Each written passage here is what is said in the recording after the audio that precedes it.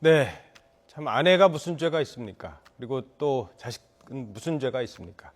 최진영 변호사와 함께 짚어보도록 하겠습니다. 안녕하십니까? 네, 안녕하십니까? 자, 일단 지금 자살로 추정이 되고 당시 상황 뭐 어떤 게 좀 이번 그 일가족 살인 사건에 대해서 저도 그 YTN 보도를 보면서 굉장히 충격적인 그것이었는데요. 예.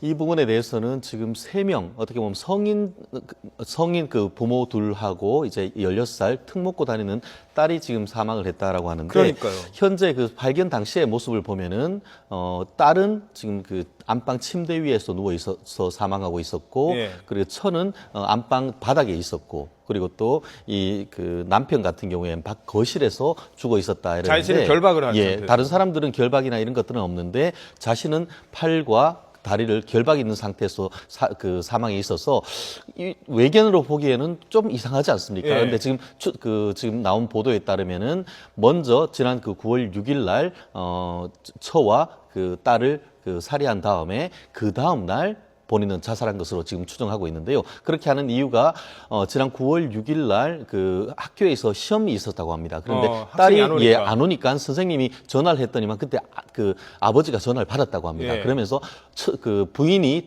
사망해가지고 경황이 없다 이렇게 했다고 하는데요. 그런 취지에서 보면은 먼저 그 처와 그 딸을 살해한 다음에 본인이 그 비관해서 자살한 것으로 지금 추정되고 있는데, 다만 지금 그 사망의 원인에 대해서는 아직까지 정확하게 나오지 않았기 때문에 다만 자살의 어떤 그 무게를 두고 지금 계속 수사 중이다 이렇게 나오는 것 같습니다. 근데 왜 이런 짓을 저질렀는지 뭐 늘 그런 얘기 합니다만 자식은 무슨 죄가 있는지 이 부분인데, 일단 이 유언장을 보면 그러니까 부인이 암 환자예요. 네네.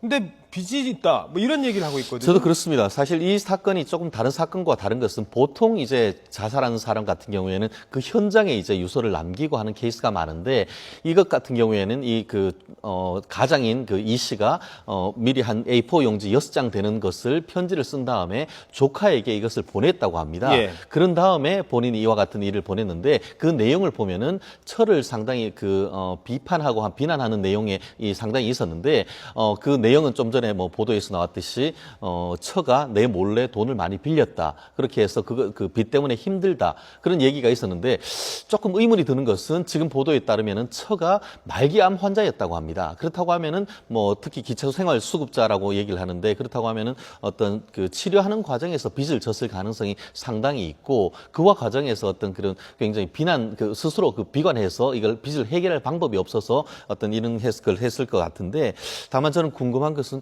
그렇다고 다 좋은데, 그렇다고 하면 지금 16살, 지금 고등학교인 특 먹고 다니는 딸까지 이와 그러니까요. 같은 일을 했다는 점에서 어떤 다른 숨겨진 배경이 없는지에 대해서, 이른바 그 자살을 하고 딸을 살해했는 동기에 대해서는 조금 더 깊은 그 조사가 좀 필요하지 않을까 생각을 합니다. 그렇습니다. 그리고 또 하나 제가 좀 의문스러운 게요. 그러니까 두 사람을 살해를 하고 본인도 남편도 죽었는데, 남편의 발견 당시 모습이 손목이 뒤로 묶여 있고 헝겊 그리고 검은 천을 쓰고 있었단 네네, 말입니다. 맞습니다.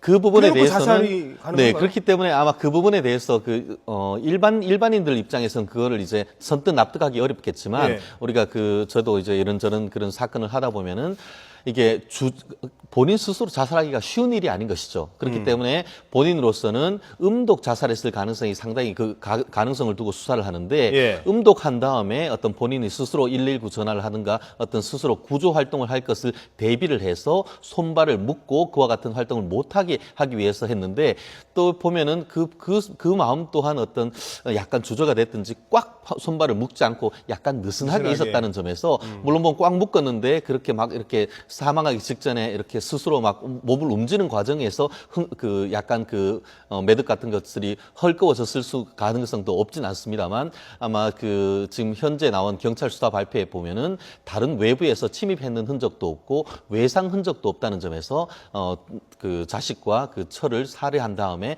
자살했을 가능성이 여전히 가능성이 가장 크고, 그 외에도 여전히 다른 가능성은 열어두고 수사를 해야 될 필요성은 여전히 남아있다 이렇게 생각을 합니다. 알겠습니다.